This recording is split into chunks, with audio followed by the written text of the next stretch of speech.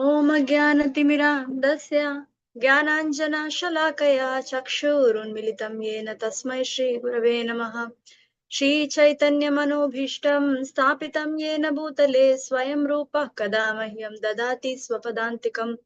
वन्देऽहं श्रीगुरो श्रीयुतापदकमलं श्रीगुरून् वैष्णवांश्च श्रीरूपं साग्रजातं सहगणा रघुनाथान्वितं तं सजीवम् साद्वैतं सावधूतं परिजनसहितं कृष्ण चैतन्य देवं श्रीराधा कृष्णपादान् सहगणा ललिता श्रीविशाखान्वितांश्च। हे कृष्ण करुणा सिन्धो दीनबन्धो जगत्पते गोपेश गोपिका कान्ता राधा कान्ता नमोऽस्तुते। तप्त काञ्चन गौराङ्गी राधे वृन्दावनेश्वरी वृषभानुसुते देवी प्रणमामि हरिप्रिये।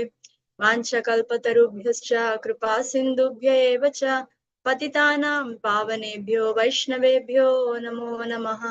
नमः ॐ विष्णुपादाय कृष्णप्रेष्ठाय भूतले श्रीमते भक्तिवेदान्त स्वामिन्निति नामिने। नमस्ते सारस्वते देवे गौरवाणी प्रचारिणे निर्विशेष शून्यवादी पाश्चात्य देशतारिणे। जय श्री कृष्ण चैतन्य प्रभु नित्यानंद श्री अद्वैत गदाधर श्रीवासादि गौर भक्त वृंद। हरे कृष्णा कृष्ण कृष्ण हरे हरे हरे राम राम राम हरे हरे। मूकं करोति वाचालं पङ्गुं लङ्घयते गिरिं यत्कृपातमहं वन्दे श्रीगुरुं दीनतारिणम्। नारायणं नमस्कृत्य नरं चैव नरोत्तमं देवीं सरस्वतीं व्यासं ततो जयमुदीरयेत्। ॐ नमो भगवते वासुदेवाय। ॐ नमो भगवते वासुदेवाय। ॐ नमो भगवते वासुदेवाय. So we are reading from Canto 3, Chapter 28, text number 5. Okay. So the context is here, Kapiladev is instructing on devotional service. And I'll just read the first 4 verses translations, and then we'll go into the 5th verse. Okay, chapter 28. The personality of Godhead said, "My dear mother, O daughter of the king, now I shall explain to you the system of yoga, the object of which is to concentrate the mind. By practicing this system, one can become joyful and progressively advance towards the path of absolute truth. One should execute his prescribed duties to the best of his ability and avoid performing duties not allotted to him. One should be satisfied with as much gain as he achieves by the grace of the Lord, and one should worship the lotus feet of a spiritual master. One should cease performing conventional religious practices and should be attracted to those which lead to salvation. One should eat very frugally and should always remain secluded so that he can achieve the highest perfection of life. One should practice non-violence and truthfulness, should avoid thieving, and be satisfied with possessing as much as he needs for his maintenance. He should abstain from sex life, perform austerity, be clean, study the Vedas, and worship the supreme form of the supreme personality of Godhead. Supreme form of the Supreme Personality of Godhead. So now text 5 today. Maunam sadasana jaya stairyam pranajaya shanai pratyaharaschendriyanam vishayan manasa hridi. Maunam sadasana jaya stairyam pranajaya shanai pratyaharaschendriyanam vishayan manasa hridi. मौनं सदासनजयः स्थैर्यं प्राणजयः शनैः प्रत्याहारश्चेन्द्रियाणां विषयान् मनसा हृदि. Maunam, silence, sat, good, asana, yogic postures, jayaha, controlling, sthairyam, steadiness, prana jayaha, controlling the vital air, shanai, gradually, pratyaharaha, withdrawal, cha, and indriyanam of the senses, vishayat from the sense objects, manasa with the mind, hridi on the heart. Translation: one must observe silence, acquire steadiness by practicing different yogic postures, controlling the breathing of the vital air, withdraw the senses from sense objects, and thus concentrate the mind on the heart. Purport: the yogic practices in general and Hatha Yoga in particular are not end in themselves. They are means to the end of attaining steadiness. First, one must be able to sit properly, and then the mind and attention will become steady enough for practicing yoga. Gradually, one must control the circulation of vital air, and with such control, he will be able to withdraw the senses from sense objects. In the previous verse, it stated that one must observe celibacy. The most important aspect of sense control is controlling sex life. That is called brahmacharya. By practicing the different sitting postures and controlling the vital air, one can control and restrain the senses from unrestricted sense enjoyment. So, this is the verse for today. Kapila Devi is saying, Maunam, one must observe silence. And we hear from Rupa Goswami in Nectar of Instruction what that Maunam means, actually. So, there is the first verse, which we all know. Vacha Vegam, Manasa Krodha Vegam, Jiva Vegam, Udara Upastha Vegam, Etan Vegan. So all these 6 urges. And the first one that's spoken of is Vacha Vegam. In that, Prabhupada explains what does it mean to control Vacha Vegam? What does it mean to control or withdraw or kind of in maybe in our contemporary language we don't like to say control, so maybe we can say something like manage. So how to observe silence actually? The observing silence is not that we just withdraw only our speech. The main thing is we change the object of our speech or object of our consciousness or object of our contemplation, so much so that our speech will become naturally the reflection of what we are thinking, right? What we are thinking, feeling, willing, and the speech is like something that comes at the willing stage, you know.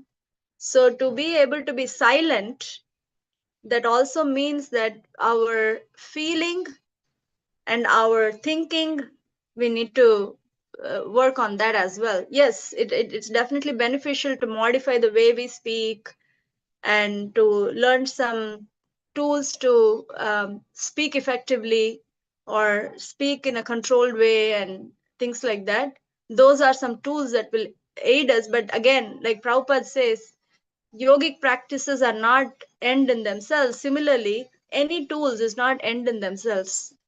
So ultimately, or these all these yogic postures or tools are supposed to drive us towards an inward silence or inward Krishna Katha. So our inward um,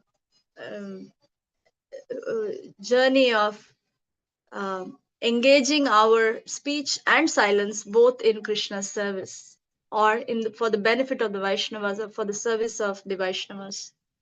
This actually is, even though we are saying that it's for the service of Krishna and service of the Vaishnavas or service to Guru, actually it is serving oneself in a very effective way, in the real way. So when we do this, we ourselves become, our internal Krishna consciousness becomes a little bit more strengthened, and Krishna has space to reveal a little bit of himself at a little bit in increments. Otherwise, we just don't have any space for Krishna when there is a lot going on, constantly debating and having these arguments inside and constantly having this challenges. So if we don't know how to manage this, then it becomes hard to receive also Krishna in an active way. However, the ultimate or the actual mood behind silence is being connected to Krishna and speaking Krishna Katha. That's what Rupa Goswami says in Nectar of Instruction. And then Prabhupada says, Kapila is speaking in the next, acquire steadiness by practicing different yogic postures. So for us, acquiring steadiness, if you think about our stages of bhakti, we always hear there is, we start with Adav Shraddha, then Sadhu Sangha, Bhajana Kriya, Anatta Nivritti, Nishta. So we hear that Nishta is a stage of steadiness. So now Kapila Dev is saying something regarding how we can physically also try to become fit in physically and mentally. That'll help us in practicing our japa or in practicing our Krishna conscious sadhana in a way that we won't feel interrupted by this physical and mental limitations when we strengthen those part. Like I remember once Sachidananda Maharaj was doing a class in Vrindavan in Krishna Balram temple. He said we should make truce with our body and mind, or senses and mind. Truce means agreement, a contract. Hey, this is my contract, this is my agreement to you. I'll give you some exercise, I'll give you whatever healthy food you need, and I'll give you some relaxation and whatever you need, but you got to in turn help me in my sadhana and my engaging in services to spiritual master and Srila Prabhupada in his mission, whatever they desire us to do. So we need to make that connection and make that agreement. And it's not agreement in general. We probably are not familiar how to make this agreement with mind. It's not going to cooperate. But the way we make is, Kapila Devi is saying, we could engage in certain practices like, asanas and pranayam to be, we can engage in that. Ultimately, why we are doing what we are doing is very important in this aspect. So Bhaktivinoda Thakur says that there are 8 limbs of Ashtanga Yoga, right? So what does it start with? Yama, Niyama, Asana, Pranayama, Pratyahara, then Dharana, Dhyana, Samadhi. So all these stages, Bhaktivinoda Thakur says very beautifully that when one takes up to this practice with the goal of attaining Supreme Personality of Godhead, or with the goal of becoming a servant of Supreme Personality of Godhead, normally it's very rare to find somebody who can maintain that goal. So what Bhaktivinoda Thakur says is, when we practice yama and niyama, that is permissions and prohibitions, or do's and don'ts of what's healthy for a yogi. So when we practice that, there is some level of sense control happens, and it gives a level of regulation in our life. And we may get allured by that regulation. It's mode of goodness, right? We may get too much allured by the benefits of yama niyama. We forget the goal. Then, okay, next step, asanas. You do asanas repeatedly for years and years and years, then that may allure us. That may allure us towards just being like, shant and, very physically very stable and nothing. We can get up every day, Mangala Aarti, everything is smooth. And so I'm just tying in. We may get allured by this, and then we may forget the goal of life, because we are satisfied with the happiness that we get from mode of goodness, right? Then Bhaktivinoda Thakur says, when you practice pranayam, well, nobody can control air. Air is something that's not, you can't get a grip, right? So you cannot really control it. Now you're able to manage the flow of air inside your body. That's something, right? That's a big deal, actually. So even a little bit of that will give much higher sense of stability at a subtle level. So at a subtle level, we feel a sense of stability and a sense of control of life. You don't react. You're very like sama, what do you call samachittatum, kind of the equanimous. These things come with practice of such. So then one may get allured by it and forget the goal of life. Similarly, with pratyahara means basically avoiding contact with sense objects, or like protecting our senses from too much exposure to sense objects. So like Dhruva Maharaj did, be in the forest, closed eyes, one leg pose, and then the tree pose, that too, and then he just stands there and doesn't eat. He hardly. There is a description of how he ends up eating only leaves or something once in 14 days. I don't remember the exact calculation, but it gives a sense of power, So then one may get allured by that power and happiness, all this, right? And by the time one comes to dhyana on the super soul or supreme personality of Godhead, there's a lot of exits on this highway. There's a highway and there's a lot of exits on this highway, and one may just take the exit and then forget about the actual destination.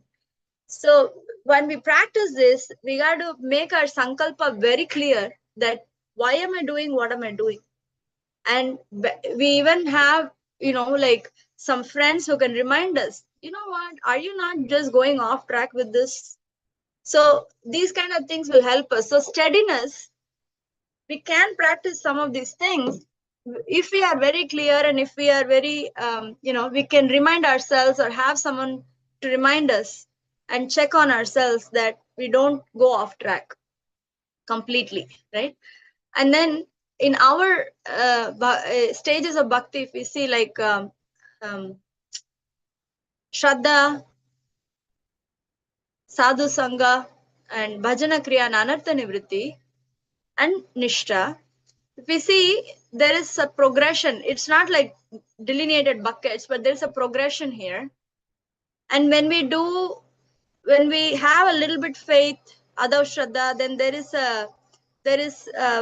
we engage in sadhu sangha, receive, engage in Krishna katha in sadhu sangha or harinam in sadhu sangha, and then service in sadhu sangha, which is very focused. And then there's bhajana kriya. We start practicing bhajana, our own sadhana, in a incrementally increasing the quality and quantity of our sadhana.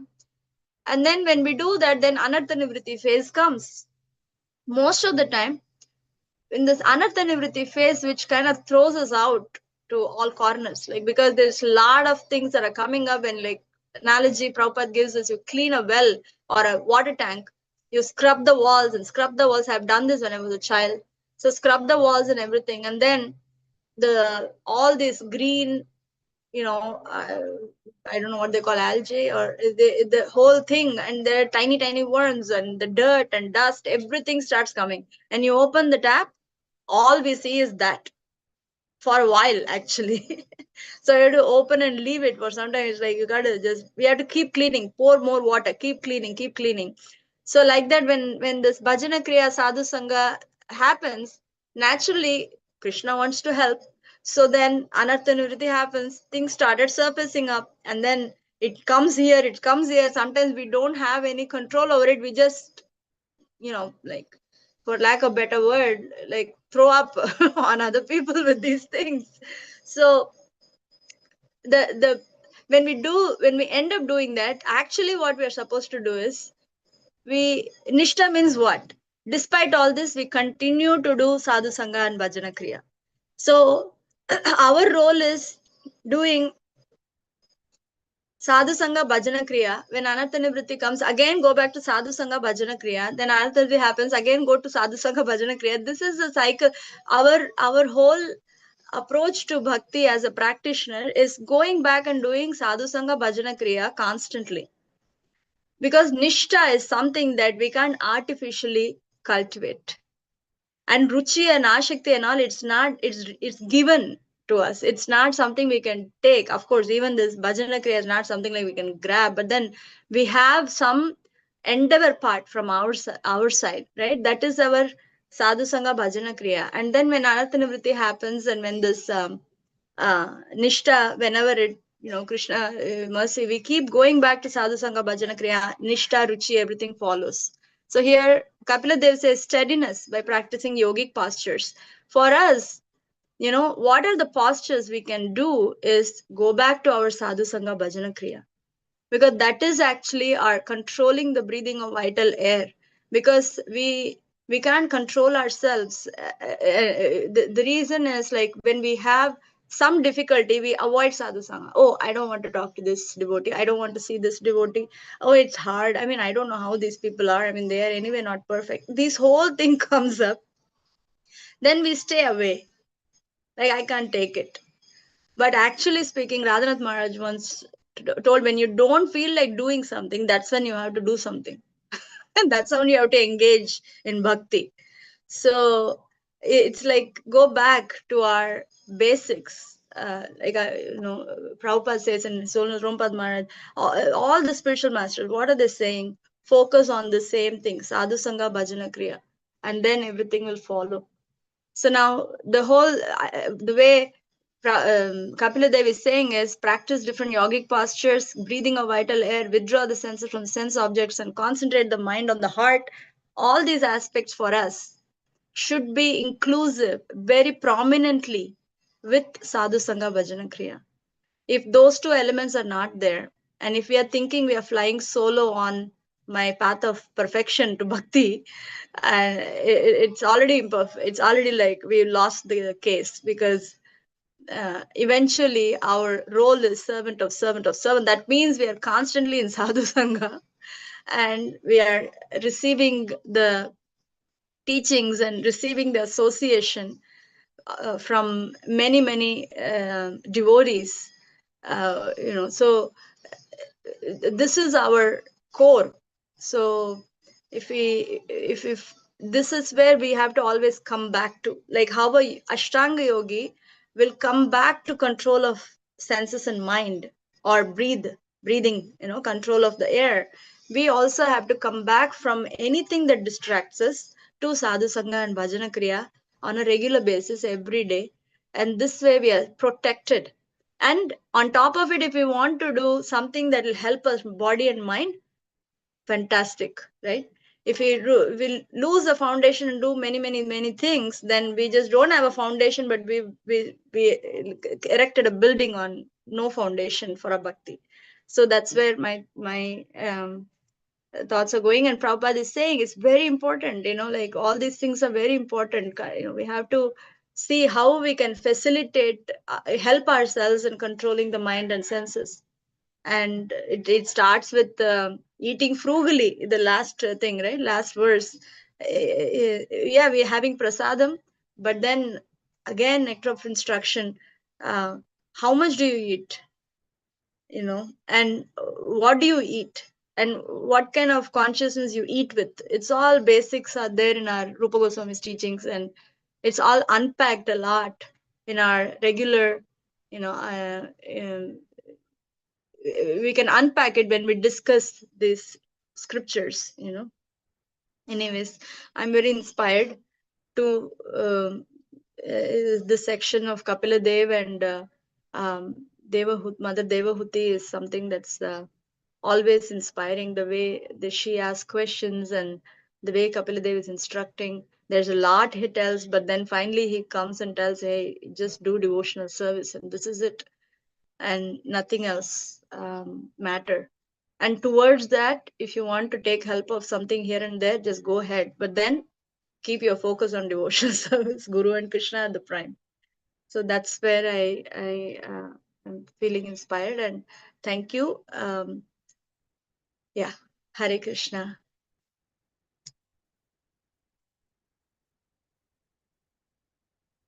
If anyone has anything, we can share. If not, we are happy to end the call. It's 8 o'clock. Hare Krishna Mataji. Thank you so much. I need to get into a call now, but I was Yeah. quick thing. You talked about the various stages of bhakti, right? Bhajana Kriya, Anartha Nivrutti. Then the Nishta. Yeah. No, no, Ruchi, yeah. Yeah. Then the problem is that I mean that is of course it's not artificially coming to one. One has to, it has to come naturally, Yeah. right? But then when the bhajana kriya one does, another nivritti automatically happens, or I mean it comes up, at least surfaces. I mean we need to see Right. how, Yeah. Yeah. but then sometimes it's like overwhelming, right? I mean, It's so way overwhelming, Prabhu. So the only thing is that's why we are not when we are when we are having this peak anartha and everything, we all have to go through. There's no bypass, so there's no like a highway. It's not like you cannot like bypass this, right? So we do mm, have to. You can't jump over it or something like that. So we are going to go through this, but the way we go through is something that we can decide. mm, That's when we have to go back to again sadhu sangha and anartha then another layer, another level of sadhu sangha and anartha. Because initially our level of approach to sadhu sangha and bhajana kriya is very basic. Right, okay, chant your mm, 16 rounds, read something, hear something, and then somehow or other attend bhakti vriksha, period. And then little bit another level, okay, regularly hear your spiritual master, regularly hear Srila Prabhupada, okay, and then another level, okay, when something comes up, have somebody who you can discuss and dissect this, because we cannot do it by ourselves when we are in the soup. It's very hard actually. We need mm, people who can dissect and tell, but people actually can like dissect, and I'm just from biology, I'm sorry, not a great word, but maybe discriminate and put it in different buckets. What is happening here? Okay, what triggered, what is your anatta that's getting bubbled up here, and how did I approach it, how can you approach it, what do you feel, and what are some teachings around this? So this to actually segregate these things, we need sadhu sangha. If we don't take sadhu sangha to this level of approach, right, to this level of help or depth, it's very hard. We remain shallow sadhus. mm, You know, we remain shallow in our approach to Krishna, and then we expect Krishna to give Raja Prem. That's the most deepest subject matter, the depth of everything. And then he will give. Lord Chaitanya is there. And Lord Chaitanya also told the same thing, right? Sadhu Sangha Bhajana Kriya. We have our Nishta means what? What do we become steady in? We become steady in our mood of service and our sadhana. So to do that, we have to practice it. That's all the matter. That's my understanding, Prabhu. I think you probably got onto an office call, but thank yeah. you, Mataji. No, no, this was nice. Yeah, we have to go back to the same thing again and again. There's nothing new in terms of a practice, but they're always new in terms of realizations and inspirations and results that Krishna will award, because he is Navayavana, we are not. We have to just appreciate his Navayavana by engaging it more with quality and quantity. So yeah, at least I feel that helped, that still continues to help me, that when somebody sits with me and just segregates, hey, this is your piece, and this is where it's coming from, this is the root, and these are some teachings, do you want to research on this topic of whatever you're going through, based on scriptures, and then make a, let's see, the more we discuss with at least one or two people about our internal challenges, the more we will go forward. Anyway, Krishna mercy. Mm, Yeah. Anyway, sorry. I think thank you. it's 8:05. Anybody? Otherwise, we can end. Okay. I think everybody's at work and busy. Thank you very much for joining. We pray that all these verses go into depth of our hearts, just like we invite Lord Chaitanya into the depth of our hearts and Srila Prabhupada and our spiritual master. Thank you. Hare Krishna. Vancha kalpatarubhyascha kripa sindhubhyeva cha patitanam pavanebhyo vaishnavebhyo namo namah. जय श्रीमद् भागवतम की जय, श्रील प्रभुपाद की जय, अनंत कोटि वैष्णव वृंद की जय.